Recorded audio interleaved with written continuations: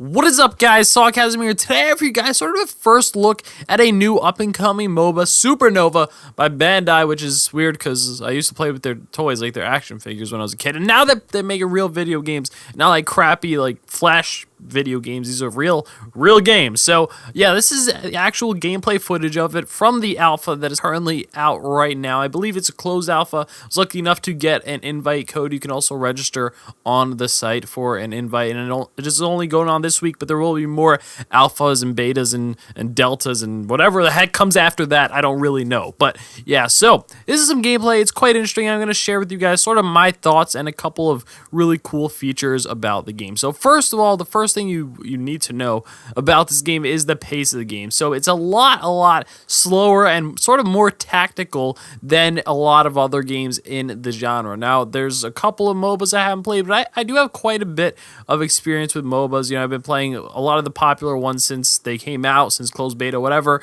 So I've been around the track, I guess you could say. You know, I've seen my fair share of MOBAs in my short 20 years of life in this life, whatever the heck I'm trying to say, trying to get all philosophical and stuff. But so I played quite a few MOBAs, and the way this game stacks up to the other ones in terms of pace, it's very slow and tactical. Now, some people may see this as the downside, but if you're more the person who's not, you know, super based on reflex and you don't want to do all these, you know, button combinations and you press this and press blah blah blah, and you're more of like a strategic person, you know, maybe you're more of a strategy player, then I definitely think this could be a fun game for you, because not only does it have the MOBA elements, it also you could actually sort of build your own army and, you know, summon your own troops, whereas in other MOBAs, a lot of times the minions are just automatic. They just do their own thing 100%. But in this one, as you get more gold, you get more resources, you could pick the troops that you want. So it has sort of that real-time strategy element to it.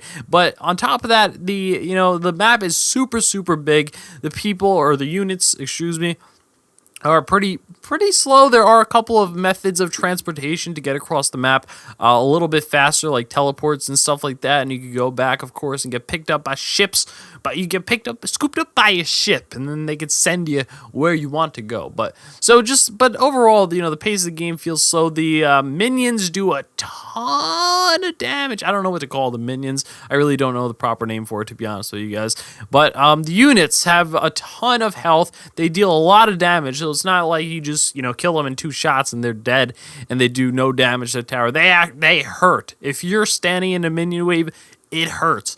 And yeah, so as far as pace, it's very strategic, and some of you guys may be into that. So as far as the characters, there's definitely a good variety and pool of characters so far, as this is only an alpha still. So I can only assume that they're going to be adding some characters, but I have experimented with quite a few, and from what I've seen, they are very diverse and enjoyable. You see right now I'm playing sort of I would say sort of a mage, you know, in the most generic sense of the term. Of course, this isn't really the correct genre of game to be calling this character a mage. I mean, just look at her. First of all, she looks awesome, but she plays like a mage, but she's not really a mage in design. But yeah, and then I'm up against a sort of samurai, tech futuristic machine sort of guy. So there's a lot of character diversity, and I don't know the exact amount of characters, but from the character select screen, there definitely is quite a few, and each of them can be customized to your liking. Of course, you can really attribute your stat points how you like when you level them up. So this means a lot of times in situations like this where you can really customize stats, it does end up where there's, you know, a couple of viable builds or a couple of the best builds. But because you can get so in-depth in this game with the statistics, you can literally, you know, just upgrade pretty much any portion of your character stats. You can upgrade attack damage, attack speed, attack, you know, health, whatever, anything directly, instead of having to buy separate items that you're kind of limited. You literally put a point into whatever you want to upgrade. So with that said, you do have quite a lot of options for customization. Now, similar to the minions and the units, because I'm unsure what to call them. I'm not going to lie. So similar to that, they also do have quite a lot of health, do a lot of damage, and that also contributes to the pace of the game. Now, there is a lot of jungle camps in this game, quite different from other games. They just straight up give you gold, a little bit of experience, and it's more of a late game thing rather. And more of that rather than just a, hey, I'm going to start doing these mini camps. Now, I'm sure there's characters and builds that it would be possible to do that with, but if you're like a hardcore jungler, I mean, you just might need to adapt your strategy a little bit. I just haven't found a strategy that works for jungling as of yet. So I'm not saying it's not in the game, but from what I've seen, it seems like it's more of like a late game thing. Now, the thing about this game that makes it quite interesting, like I said about the pace of the game and the ability to spawn different units and minions, I guess you could say, in your lane, really adds to the strategy element of the game, because there are, if you're pushing a lane, right, and you want a specific type of minion that is good against a specific type of enemy, you can do that, but then you need to decide, you and your team need to decide, how many resources, how many people are you going to send in that lane to push. And this is a lot different from other games because, like I said, the minions are pretty stagnant. They're all the same every time, and you don't know exactly, well, you do know exactly what you're going to get with the minions, so you kind of have a better sense of who to send where and stuff like that. But in this, it's super critical, is what I'm trying to say, to send the right amount of resources to each lane. So this is going to make it very team play oriented and make it so that, the competitive aspect of this game, now I'm not sure if they have any major expectations or plans to get this game super, super competitive on ladders and stuff like that. I don't know what they're trying to do for this as far as the competitive aspect, but I definitely could see this as a very competitive game strategy wise, and in the sense that you really need to dictate and allocate people specifically in the right position to be able to win. Now, this is also, this could be seen as a bad thing, but this is also a good thing, because that means it could potentially be a really big skill gap, which I don't know about you guys, but I like games with big skill gaps. This means that the people who are really good are going to absolutely wreck the people who suck. And that's the definition of a skill gap in essence. And I definitely think that this game has that potential to have a large skill gap, and I like that about games. Now, I'm not sure how much this game would appeal to casual gamers. I can't say, to be honest, because I'm not a casual gamer, and I could try to put myself in your shoes, but I usually just play a bunch of games, and I play it for like a crap ton of time, so I don't really consider myself a casual gamer. But if you are a casual gamer, this game, it doesn't really seem to me like the game that is pick up and play. If you just played a couple of games or one game before your, before your bar mitzvah or something like that. I don't know. I don't know how many of you are Jewish, but I just throw that out there. But before that, I don't know, just casually playing the game, I really don't know.